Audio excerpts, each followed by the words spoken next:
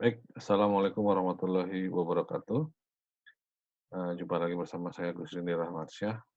Hari ini kita masuk ke pertemuan ke-10 untuk mata kuliah arsitektur komputer, di mana untuk pertemuan ke-10 ini kita akan membahas tentang masalah struktur dan fungsi daripada CPU. Mungkin pada pertemuan sebelumnya sudah pernah saya jelaskan juga ya, apa itu struktur, apa itu fungsi daripada CPU. Tapi untuk pertemuan ke-10 ini pembahasannya lebih lebih detail ya. Detail.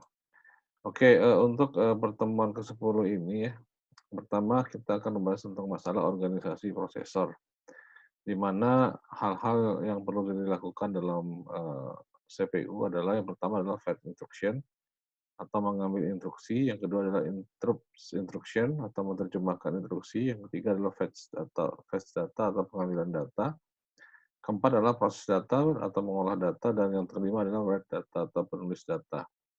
Jadi intinya dari, hal-hal yang dilakukan oleh CPU dari 1 sampai dengan 5 ini sebenarnya proses yang terjadi antara prosesor ke memori atau prosesor ke I/O, ya. Jadi saling memberi data atau melakukan, apa namanya, proses baca tulis, intinya seperti itu.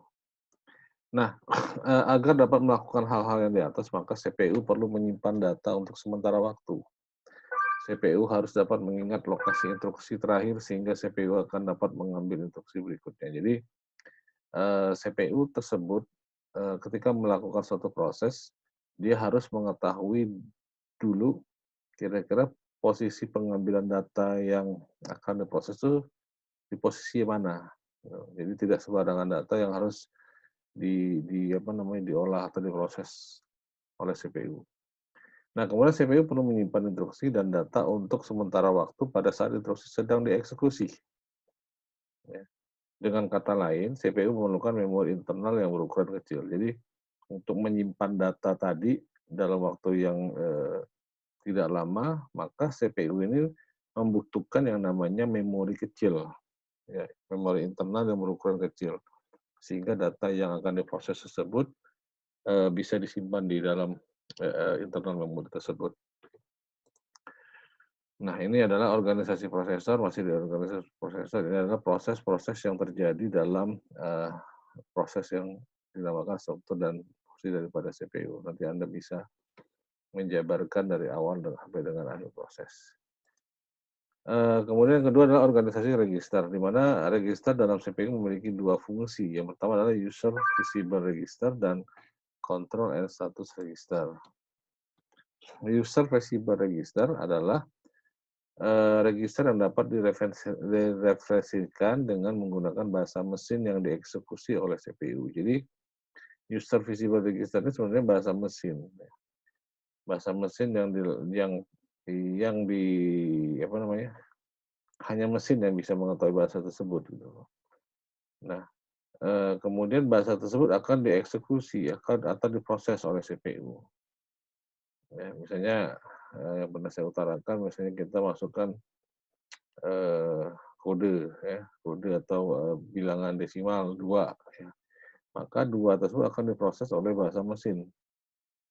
Ya, bahasa mesin, kemudian setelah, angka 2 tersebut dalam bentuk desimal diproses bahasa mesin, kemudian akan dikonversikan ke dalam bentuk bahasa, desimal lagi gitu.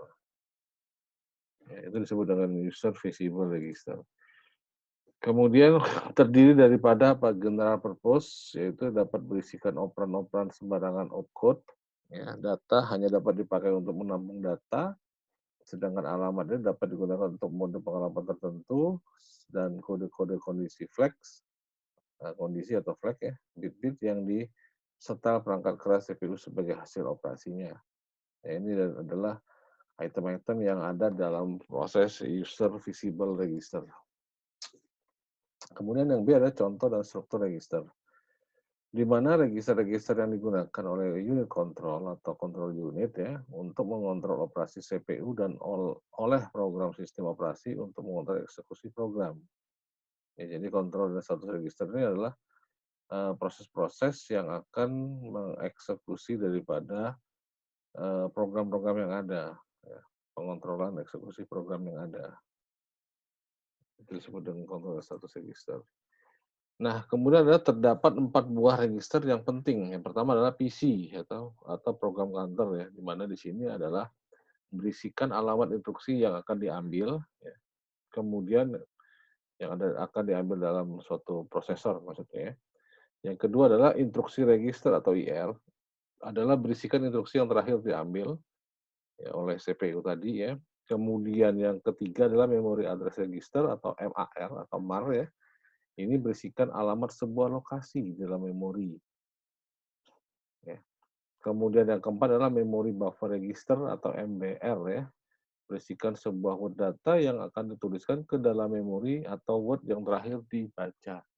Nah ini sebenarnya yang harus kita tahu ya adalah eh, data-data apa aja yang terakhir kali dibaca oleh prosesor. Kemudian program status word atau PSW ya, di mana rancangan CPU mencakup sebuah register atau sekumpulan register sering kali disebut dengan program status word yang berisikan informasi status ya. Biasanya PSW ini berisikan kode kondisi, biasanya satu atau nol ya, menyatakan satu yes, no, tidak gitu kan. Gitu. Kemudian ada common field atau flag meliputi hal-hal berikut ini. Yang pertama adalah sign yang berisikan bit tanda hasil operasi aritmatika terakhir. Zero disetel bila hasil sama dengan nol. Jadi seperti proses reset ya zero ini ya. Kemudian carry disetel apabila operasi yang dihasilkan di dalam carry atau penambahan ke dalam bit yang lebih tinggi atau borrow atau pengurangan dari bit yang lebih tinggi. Ya, jadi dia ini bisa penambahan atau pengurangan daripada bit yang ada. Ya. Kemudian equal. Equal ini disetel apabila hasil perbandingan logikanya sama. Yang membandingkan ya equal. Ya. Sedangkan overflow itu digunakan untuk mengindikasikan overflow aritmetika. Ya. Kemudian ada interrupts, ada enable, ada disable. Digunakan untuk mengizinkan atau mencegah interupsi ya. Jadi enable mengizinkan, disable dia mencegah daripada interupsi yang ada. Kemudian ada supervisor, ya, mengindikasikan apakah CPU sedang mengeksekusi dalam mode supervisor atau dalam mode user biasa. Kemudian yang selanjutnya adalah yang ketiga adalah siklus instruksi, ya, di mana ada proses yang tak langsung, di mana eksekusi sebuah instruksi ini melibatkan sebuah operan atau lebih dalam memori, yang masing-masing operan memerlukan akses memori. Apabila digunakan pengamatan tak langsung, maka diperlukan akses memori yang tambahan. Jadi dia harus bisa menggunakan memori-memori tambahan. Apabila memori intinya dia tidak bisa melakukan proses atau dia tidak bisa menyimpan data dan sebagainya, maka justru itu dia harus memerlukan yang namanya memori tambahan. Kita dapat menganggap pengambilan alamat-alamat tak langsung sebagai sebuah sub-instruksi atau lebih. Kegiatan utamanya terdiri daripada aktivitas pengambilan instruksi dan pengeksekusian daripada instruksi. Operan yang dibutuhkan diambil dengan menggunakan pengamatan tak langsung. Setelah eksekusi dilakukan, instruksi dapat diproses sebelum mengambil daripada instruksi berikutnya. Jadi prosesnya bertahap. Ya, jadi diolah dulu, instruksi diolah dulu, setelah selesai maka dia mengambil daripada instruksi berikutnya. Kemudian aliran data ya, pada saat pengambilan instruksi dibaca dari memori dalam CPU, PC atau program cutter berisi alamat berikutnya yang akan diambil ya. Jadi dia sudah ada alamat-alamat yang akan diproses selanjutnya. Kemudian alamat ini dipindahkan ke MAR ya, atau ke memory address register dan ditaruh di bus alamat. Jadi posisinya langsung dipindahkan ke bus alamat. Kemudian control unit meminta pembacaan memori dan hasilnya disimpan di bus data dan disalin ke memory buffer register. Kemudian dipindahkan lagi atau dipindahkan ke IR atau instruksi register. Nah, sementara itu program counter naik nilainya 1 yang tadi saya bilang. sebagai persiapan untuk pengambilan selanjutnya. Maka, apabila dia 1 dia ready untuk mengambil selanjutnya, tapi kalau dia 0 maka belum ready untuk mengambil instruksi selanjutnya, karena dia masih melakukan suatu proses, gitu ya. Bila siklus pengambilan telah selesai, unit kontrol memeriksa isi daripada IR untuk menentukan apakah IR tersebut berisikan operan, spesifier, atau yang menggunakan pengamatan tak langsung. Apabila berisi operan maka dilakukan siklus tak langsung. Kemudian selanjutnya adalah prevalent instruksi. Ya. Efisiensi sebuah sistem komputer dinilai berdasarkan kecepatan perangkat kerasnya dan fasilitas-fasilitas perangkat lunak. Penilaian ini disebut dengan throughput, ya, di mana jumlah pemrosesan yang dapat dikerjakan dalam satu interval waktu. Jadi throughput ini sebenarnya proses yang dilakukan dalam satu waktu tertentu yang sudah ditentukan.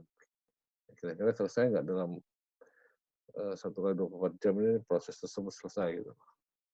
Seperti itu disebut dengan interval waktu, apa namanya, throughput ya. Kemudian, salah satu teknik yang mendorong peningkatan suatu sistem throughput yang cukup hebat disebut dengan proses paperland ya.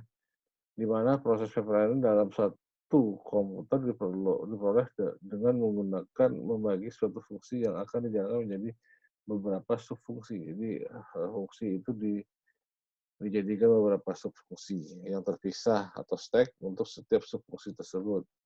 Nah, kemudian stack ini kemudian bersama-sama membentuk paperland tunggal untuk menjalankan fungsi daripada aslinya. Ya, proses apa namanya, pengiriman paperland yang sesuai dengan fungsi aslinya. Kemudian sinkronisasi paperland ya. Pada semua baris perakitan industri, efisiensi suatu paperland dapat berkurang jauh akibat suatu bottleneck.